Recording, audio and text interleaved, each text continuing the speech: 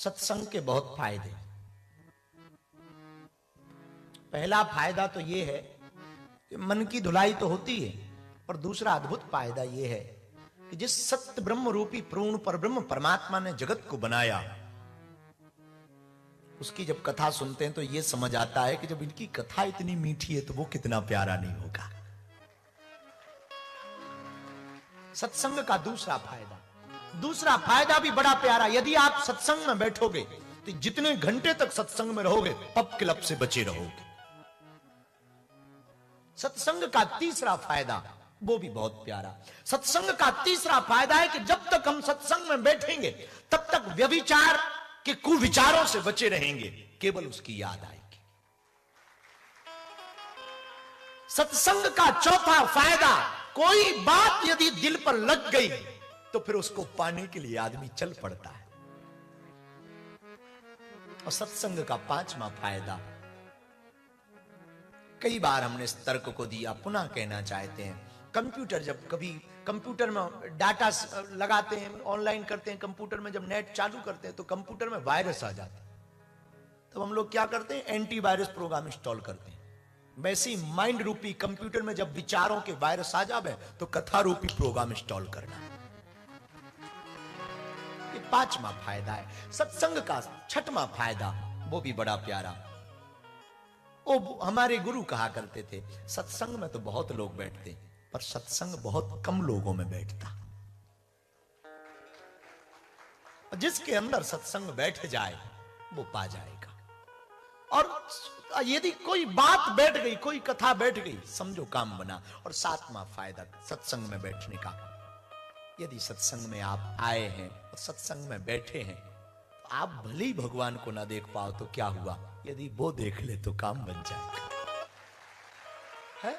हम नहीं उसे देख पाते हैं, ये बात अलग है कि हम उसे नहीं देख पा रहे। वो विराट है, ब्रह्म है, पूर्ण परब्रह्म है, कोटि सूर्य समप्रभा है, करोड़ों सूर्यों के समान तेजोमय है, प्रकाशमान है, उसको हम नहीं देख पा रहे तो क्या हुआ। एक अंधा आदमी मंदिर गया तो किसी ने हंस के कहा, बड़ा बाबरा आदमी, तुझे दिखाई नहीं पड़ता, आंखें नहीं है, तू मंदिर में जाके क्या करेगा। अंधे ने बड़ी गजब की बात कही, बोले मैं नहीं देख सकता तो क्या हुआ, पर वो तो मुझे देख सकता ना। सत्संग का ये फायदा है। तुम इसीलिए सत्संग में मत आओ कि स्वर्ग मिलेगा, नरक नहीं मिलेगा, पाप कट जाएंगे। इसलिए सत्संग में आओ, वो मिलेगा। जिसने पूरी दुनिया को बनाया, मेरे प्रियजनों, हनुमान जी महाराज भी, इसलिए हनुमान जी से सीखना, प्रभु चरित्र सुनबे को राम लखन।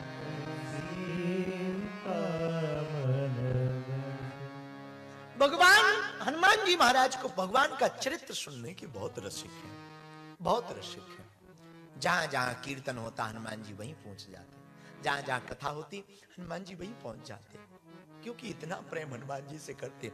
हम एक प्रार्थना करें, आप लोगों ने सब कुछ जीवन में किया, सबके लिए किया, अपने लिए भी कुछ ना कुछ किया, पर कुछ काम ऐसे करो जो सिर्फ उसके लिए करो। कुछ ना करो तो गोपियों से सीखो, तत् सुख सुखित्वम। गोपियों का प्रेम धन्य है। गोपियां कहती गोविंद से, जिसमें तुम प्रेमी हो, जिसमें तुम्हें आनंद आवे वो करो, हमारा कोई बंधन नहीं। भगवान कहते हम जा रहे ब्रज छोड़कर, गोपियां कहती जाओ, आपके जाने में यदि सुख है ना, आप सुख पाओ। भगवान कहते हैं हो सकता बहुत दिनों तक ना आए, गोपियां कहती वो भी चलेगा, पर जहां भी रहना प्रसन्न रहना। हमसे दूर जाने में यदि आपको प्रसन्नता है ना, जाओ। प्रेमी का अर्थ यही है, जिसमें प्रिय की प्रसन्नता हो वो प्रेमी है। मेरे प्रियजनों, हमने अपने लिए बहुत किया, संसार के लिए बहुत किया, नाती पोतों के लिए बहुत किया, पर कुछ काम ऐसे करो जो सिर्फ उसके लिए करो, वो भगवान की कथा हो सकती। और हमारे गुरु कहते थे अक्सर, यदि तुम भगवान के लिए जियोगे वो तुम्हें सूखा नहीं रखेगा। अयोध्या में एक घटना घटी, सत्य घटना की बात बता रहे हैं हम आपको। एक महात्मा रहते थे अयोध्या में, उनका नाम था पलटू दास। क्या नाम था? पलटू दास। तो पलटू बाबा कहते थे, बाद में उनको पलटू दास कहा गया। अयोध्या में रहते थे, बड़े अच्छे संत महात्मा थे। कनक भवन और हनुमानगढ़ी दो स्थान हैं, उसके बीच में एक आश्रम था जहां महंत जी रहते थे। बड़ी जगह दशरथ महल के नाम से जानी जाती है अयोध्या की। आहा, वहीं पर वो रहते थे, राम जी की सेवा करते थे, रोज राम जी को ध्याते थे, राम जी को पूछते थे। महंत जी का नाम पलटू दास इसलिए पड़ा क्योंकि वो बड़े विचित्र थे। ज्यादा लोग तो जाते नहीं थे पुराने जमाने में अयोध्या। अब तो 550 साल बाद जब श्री राम जी बैठ गए, खूब लोग जा रहे हैं, खूब लोग जा रहे हैं। उस वक्त तो ज्यादा लोग जाते नहीं थे, बहुत पुरानी बात है, ये लगभग 80-90 साल हो गए होंगे, तब की बात है। ये राम जी के भरोसे रहते थे, काम धाम तो कुछ करते नहीं थे। जो चढ़ोतरी में मंदिर में आ जावे, आटा चावल दाल, उसी का भंडारा बना के खुद भी पा लेते थे, चेलों को पवा देते थे। अब जगत भगत हैं, आ गए तो आ गए, नहीं आए तो जय बजरंगबली की। अब एक बार ऐसी घटना हुई, कोई नहीं आया मंदिर, और जो आए उन्होंने कुछ चढ़ाया ही नहीं। तो इन्होंने सोचा ये तो बड़ी गड़बड़ हो गई। सामने एक सेठ जी की दुकान थी, सत्य बात बता रहे हैं आप।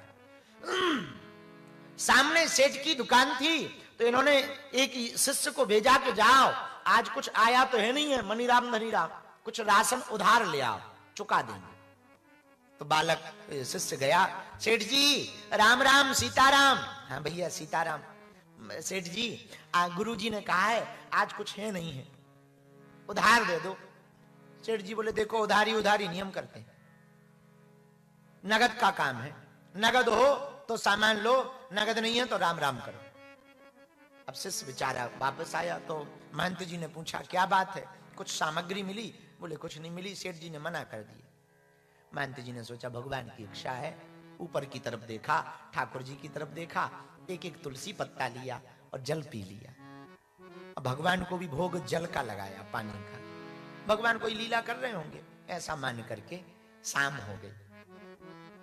जब शाम को भी कुछ नहीं आया तो बेचारे दिन भर के भूखे तो थे ही, जल्दी कीर्तन किया, रामायण सुनाई, राम जी की तरफ देख करके कहा प्रभु क्षमा कर दो, आज आपको हम भोग में कुछ करा नहीं पाए, आज भोग कुछ लगा नहीं पाए, कुछ है नहीं है, आपकी ही माया है, आप ऐसे ही रखना चाह रहे, इसमें भी हम प्रसन्न हैं।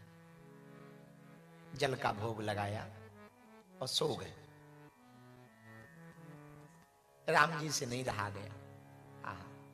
राम जी देखते, रघुनाथ जी देखते रहे। कौन कहता भगवान देखते नहीं है? सच तो ये है, जब कोई नहीं देखता तो वही देखते हैं। रात को 3 सुंदर सुंदर राजकुमार पीतांबर धारण किए हुए सेठ की दुकान के बाहर आवाज लगा करके बोले ओ सेठ उठ उठ भाई। सेठ जी ने दरवाजा खोला, इतनी रात को ये बच्चे कहां घूम रहे, किसके बच्चे हो? बोले हम तो यात्री हैं, सामने वाले मंदिर में आए हैं, और एक काम करो महंत जी ने भेजा है हमको, ये गांठी खोलो, इसमें 1600 रुपया है और राशन दो। उस जमाने में 1600 रुपया बहुत होते थे।